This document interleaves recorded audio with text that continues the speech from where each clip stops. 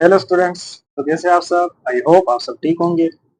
तो आज हम बात करेंगे ट्रिग्नोमेट्रिक फंक्शन के हवाले से। आज ट्रिग्नोमेट्रिक फंक्शंस का जो हमारे पास है वो है लेक्चर नंबर थर्ड। ठीक है, आज हमारे पास 3 लेक्चर, थर्ड नंबर लेक्चर। और आज हम ट्रिग्नोमेट्रिक फंक्शन में बात करेंगे पीरियोडिक फंक्शन कि पीरियोडिक फंक्शंस क्या होते हैं, किस तरह से होते हैं, और काफी पीरियोडिक फंक्शन के हम पीरियड भी निकालेंगे कि किस तरीके से पीरियोडिक फंक्शन का पीरियड निकाला जाता है। ठीक है, तो इसके बारे में हम बात करेंगे। तो चलिए स्टार्ट करते हैं।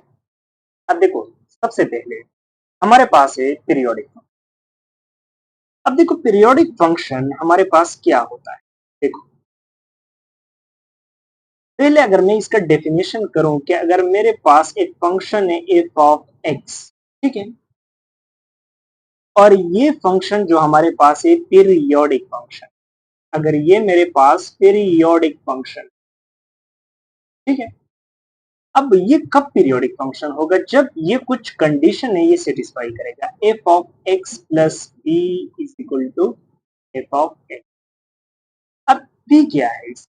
ये इसका पीरियड है। ठीक है, अब इसको हम एक्सप्लेन करेंगे कि ये पी क्या होता है और किस तरीके से मैंने ये क्यों लिखा। अब देखो, ये सिर्फ इसका स्टेटमेंट नहीं है, अब मैं इसको इस तरह से भी लिख सकता हूँ, x minus p is equal to f of x plus p is equal to f of x. जब ये कंडीशन सेटिस्फाई होती है तो ऐसे फंक्शन को हम फिर क्या बोलते हैं? Periodic function. क्या बोलते हैं? Periodic function. और पी क्या है इसका?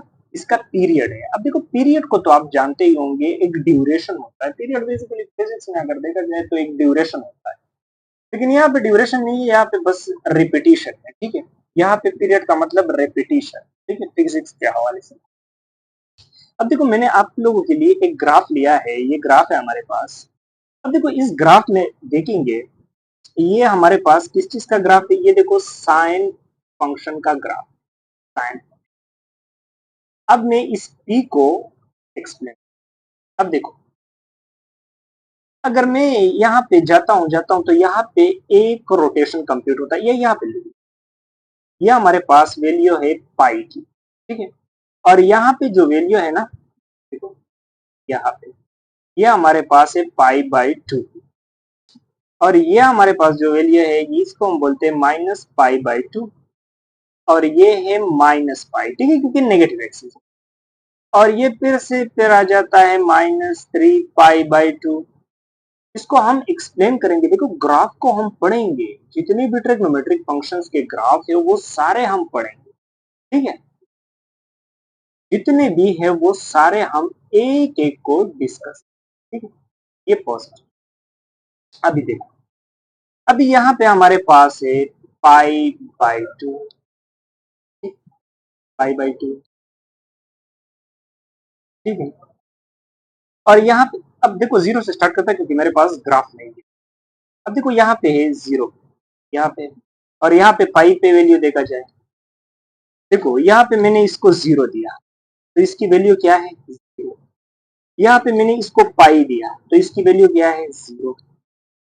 यहाँ पे मैंने 2 पाई दिया तो इसकी वैल्यू क्या है? जीरो। तो देखो, ये वैल्यू रिपीट होती क्या होती जा रही है? रिपीट। अब देखो, अगर मैं लगा दूं एफ ऑफ जीरो, ठीक है, और अगर मैं ले लू एफ ऑफ पाई, तो क्या ये वही जीरो आएगा कि नहीं आएगा? अब देखिए, अगर मैं साइन को ले लू जीरो पे, ठीक है, जीरो पे ले लू, और अगर मैं साइन को पाई भी दे दूं तो फिर से जीरो आएगा कि नहीं आएगा? ना। और फिर से यहाँ पे एक जीरो आता है कि अगर मैं साइन को 2 पाई दे दूं तो यहाँ पे साइकिल कंप्लीट हो जाता है और यहाँ पे भी। ठीक है ना। अब देखो, 2 पाई के बाद रिपीट होता है। वैसे अगर देखा जाए तो यहाँ पे आप कहेंगे कि पाई के बाद रिपीट, लेकिन नहीं। देखो, 2 पाई के बाद रिपीट, 2 पाई के बाद किस तरीके से रिपीट होता है कि देखो, अगर मेरे पास यहाँ पे एक वैल्यू है, सपोज यहाँ पे एक वैल्यू है, तो कोई भी वैल्यू है। अब देखो, जब ये 2 पाई रोटेशन कंप्लीट करेगा, क्या करेगा? 2 पाई, तो यहाँ पे आएगा। तो देखो यहाँ पे वैल्यू y क्या और यहाँ पे वैल्यू y का बिल्कुल ओवरलैप करेंगे और एक ही वैल्यू y का आएगा।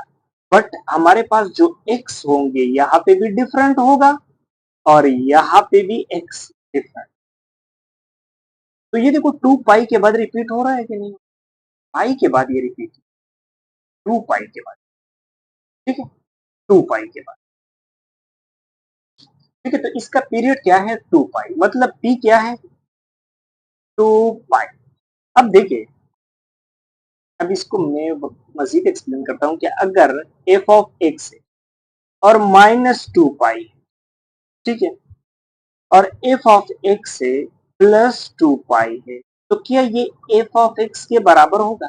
अब देखो साइन के भाषा में लेते हैं कि sine x -2 pi is equal to sine x +2 pi is equal to sine. ये आता है, बिल्कुल आता है, क्योंकि ये हमने अलाइड एंगल ट्रिग्नोमेट्रिक आइडेंटिटीज में कवर किया था कि ये इस तरह से होता है। तो इसका जो पीरियड है ना 2 पाई के बाद ये रिपीट होता है, तो ये इसका पीरियड है। अब ऐसा ना हो कि आप 2 पाई ही लेते जाओ, इसका ग्राफ बहुत वाइडली एक्सटेंड करता है, ठीक है, इंफिनिटी तक एक्सटेंड करता है। तो यहाँ पे हम ले सकते हैं, यहाँ पे 4 पाई आप दे सकते हो, 3 पाई दे सकते हो, ठीक है, लेकिन इसका जो फंडामेंटल पीरियड है वो 2 पाई, ठीक है। तो ये हमारे पास एक पीरियड। अभी देखो फंडामेंटल पीरियड को देखो, फंडामेंटल पीरियड क्या है, फंडामेंटल पीरियड। अब देखो फंडामेंटल पीरियड वो होता है स्मॉलेस्ट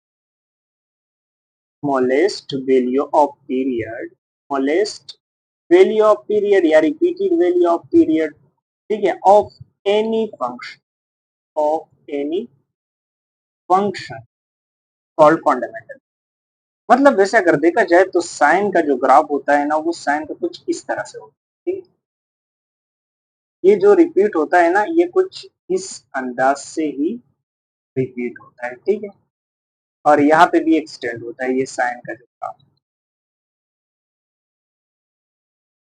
ठीक है ना। अभी देखो यहाँ पे रिपीट हुआ, ये 2 पाई है, ये 4 पाई है। अब देखो अगर यहाँ पे जो वैल्यू है ये 4 पाई भी दी है, तो मैं 4 पाई इसका पीरियड लूंगा। देखो हर एक पीरियोडिक फंक्शन के इनफाइनाइट पीरियड होते हैं, जो ट्रिग्नोमेट्री के इनफाइनाइट पीरियड। अभी इसको देखो, ये 2 पाई के बाद भी रिपीट होता है, 4 पाई के बाद भी रिपीट होगा, 6 पाई, 8 पाई, 10 पाई, 12 पाई, जितने भी पाई उस सब के बाद रिपीट होगा, ठीक है ना। इस तरह से -2 पाई, -4 पाई, यहाँ पे भी रिपीट होगा ना, इसके रिवर्स में भी रिपीट होगा, ठीक है। तो इनफाइनाइट पीरियड होते हैं, लेकिन जब हम इस पीरियड का स्मॉलेस्ट वैल्यू ले लें, मतलब वो वैल्यू कि इससे अगर कम हम कर दे तो वो रिपीट उस वैल्यू पे नहीं होगा। जैसा कि मैं इसको अगर पाई पे कर दूं, तो पाई पे ये रिपीट नहीं होगा, पाई पे रिपीट नहीं होगा। रिपीट किस पे होगा 2 पाई पे, ठीक है, 2 पाई। तो ये इसकी स्मॉलेस्ट वैल्यू है, तो इसको हम फिर क्या बोलते हैं, फंडामेंटल पीरियड, फंडामेंटल पीरियड, ठीक है, इसको फिर फंडामेंटल। अच्छा, इसके बाद अब हर एक पीरियोडिक फंक्शन के मेनी पीरियड्स होते हैं, लेकिन फंडामेंटल पीरियड जो होता है, अब यहाँ पे ये भी एक पॉइंट नोट करें, every periodic function, every periodic function have many periods, many periods, but fundamental period, fundamental period is only and only one. इसका fundamental period only and only 1 होगा, ठीक है। अब देखो एक और पॉइंट देखते हैं, इंग्लिश है, ठीक है, कि अगर कोई फंक्शन हमारे पास रिपीट होता है, अ फंक्शन इज रिपीटेड, अगर कोई फंक्शन रिपीट होता है, रिपीटेड, तो उसको हम क्या बोलते हैं? Is called periodic function, periodic function. ठीक है, लेकिन अगर कोई ऐसा फंक्शन हो कि रिपीट ना हो, मतलब a function which not be repeated, which not repeated, which not repeated, called called a periodic function. फिर उसको हम क्या बोलते हैं? ए पीरियोडिक फंक्शन बोलते हैं। मतलब वो फंक्शन जो रिपीट होते हैं उसको हम पीरियोडिक फंक्शन बोलते हैं, और वो फंक्शन जो रिपीट नहीं होते उसको हम ए पीरियोडिक फंक्शन बोलते हैं। ठीक है, अब देखिए, अब हमारे पास ट्रिग्नोमेट्रिक फंक्शंस के मैं आपको पीरियड बता, कि ट्रिग्नोमेट्रिक फंक्शंस की किस तरीके से। अब देखो, हमारे पास है साइन एक्स है, ठीक है, एक फंक्शन है कॉस एक्स है, ठीक है, सिकेंट एक्स है, कोसिकेंट एक्स है, और यहाँ पे है टेंजेंट एक्स है और को टेंजेंट। अब साइन एक्स का पीरियड क्या होता है? 2 पाई। इसके जब हम ग्राफ पढ़ेंगे तो आपको बहुत ही ज्यादा रियलाइज होगा कि हाँ 2 पाई के बाद ये रिपीट होता है। हर एक फंक्शन, ट्रिग्नोमेट्रिक फंक्शन के ग्राफ हम पढ़ेंगे, ठीक है। और यहाँ पे जो है ना, इसका भी है 2 पाई, ठीक है, लेकिन इसका जो पीरियड है वो है पाई, इसका भी पीरियड क्या है? 2 पाई है, इसका भी पीरियड क्या है? 2 पाई है, इसका भी पीरियड पाई। बस सिर्फ टेंजेंट और को टेंजेंट का जो है ना, टेंजेंट और कोटेंजेंट का जो है उसका पाई पीरियड है, बाकी 2 पाई, ठीक है। बाकी 4 पाई, 6 पाई, 8 पाई ये भी हो सकते हैं, लेकिन इसके फंडामेंटल पीरियड की मैं बात कर रहा हूँ, फंडामेंटल। अब हमारे पास ए पीरियोडिक फंक्शन का एग्जाम्पल क्या है? कभी है ना, example, example of A periodic function, A periodic function, A periodic function. अब देखो, जितने भी हमारे पास इनवर्स ट्रिग्नोमेट्रिक फंक्शन है, आप देखो, एक तो ट्रिग्नोमेट्रिक फंक्शन और एक है इनवर्स ट्रिग्नोमेट्रिक फंक्शन, ये एक अलग चैप्टर है, ठीक है, इसको भी हम पढ़ेंगे, ठीक है, आने वाली वीडियोस में हम इसको भी कवर करेंगे, इस चैप्टर को, ठीक। तो ये हमारे पास जितने भी है, जैसा कि हमारे पास है sine inverse x, cos inverse x, tangent inverse x, और tangent inverse x, secant inverse x, cosecant inverse x, सारे हमारे पास क्या है? ए पीरियोडिक, क्या है?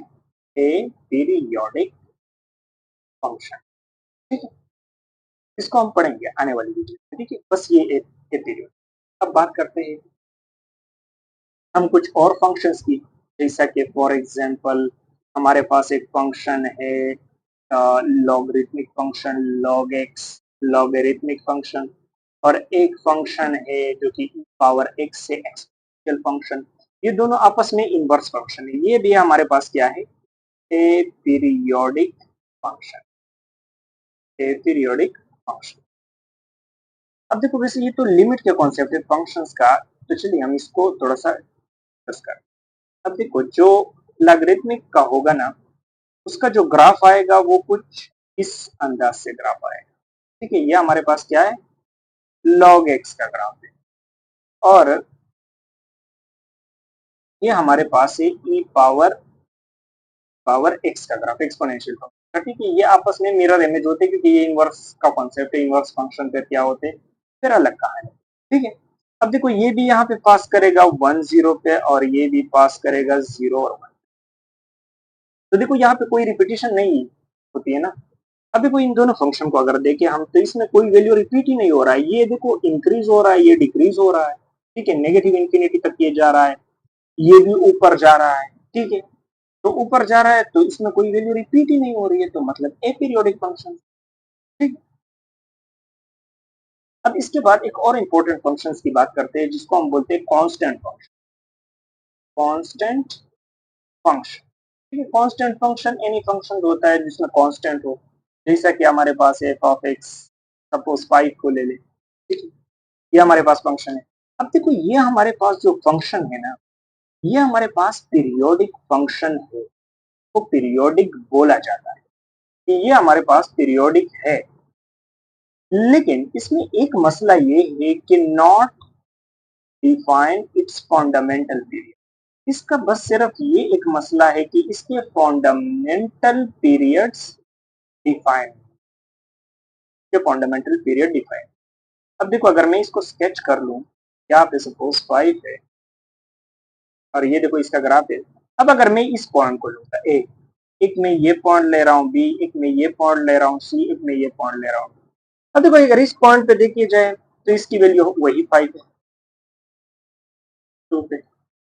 इस पे देखा जाए 3 पे है तो 3 पे इसकी वैल्यू 5 है। हर एक पॉइंट पे इसकी वैल्यू 5 5 आ रहा है। ठीक है, पीरियोडिक तो है, रिपीट तो हो रही है ना, हर एक वैल्यू, हर एक एक्स की वैल्यू पे इसकी वैल्यू 5 आ रही है, लेकिन हमें कोई मिनिमम वैल्यू नहीं मिल रहा है। अब अगर आप कहेंगे कि 1, ठीक है, ठीक है, तो 1 पे तो ये पीछे बहुत ज्यादा इंफिनिटी वैल्यू है। 1 और 0 के बीच, 1 और 0 के बीच तो इनफाइनाइट वैल्यू है। ठीक है ना, तो फिर मैं किस किस को लूंगा, वो भी नहीं ले सकते। तो इस वजह से इसका फंडामेंटल पीरियड डिफाइन नहीं है, बाकी है। ठीक है, अब आते हैं how to calculate, how to calculate calculated period period of a trigonometric function. अब देखो ट्रिग्नोमेट्रिक फंक्शन के पीरियड को हम किस तरीके से कैलकुलेट करें, एक सिंपल सा फॉर्मूला है। ठीक है, अब देखो अगर मेरे पास एक फंक्शन है, सपोज एफ ऑफ एक्स है साइन 2x, ये फंक्शन। अब देखो साइन एक्स का जो पीरियड है ना, फंडामेंटल पीरियड, वो तो 2 पाई है, लेकिन इसका डोमेन अभी चेंज हो गया, यहाँ पे 2x, तो इसका पीरियड क्या। तो देखो इसके लिए जो फॉर्मूला है वो है e डिवाइडेड बाई। अब देखो अगर कोई ट्रिग्नोमेट्रिक फंक्शन कोई भी हो, मतलब ऐसा नहीं है कि सिर्फ साइन को मैं कह रहा हूँ, अगर कोई भी हो इस फॉर्म में, मतलब ए हमारे पास कोई एनी कांस्टेंट वैल्यू, ठीक है, एनी कांस्टेंट वेरिएबल तो हो सकता है, कांस्टेंट होगा।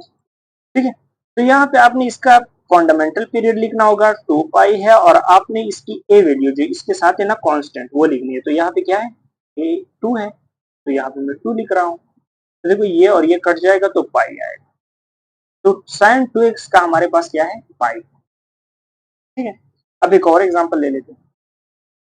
अब देखो अगर एक और एग्जांपल मैं लूंगा कि suppose tangent 2x, tangent 3x, अब इसका क्या होगा। अब इसमें a की वैल्यू क्या है, 3 है, और इसका फंडामेंटल पीरियड क्या है, पाई। तो मैं इसका पीरियड कैलकुलेट करूंगा, for example p dash p divided by a का एब्सोल्यूट, मतलब अगर कोई नेगेटिव वैल्यू भी हो यहाँ पे तो वो एब्सोल्यूट में पॉजिटिव।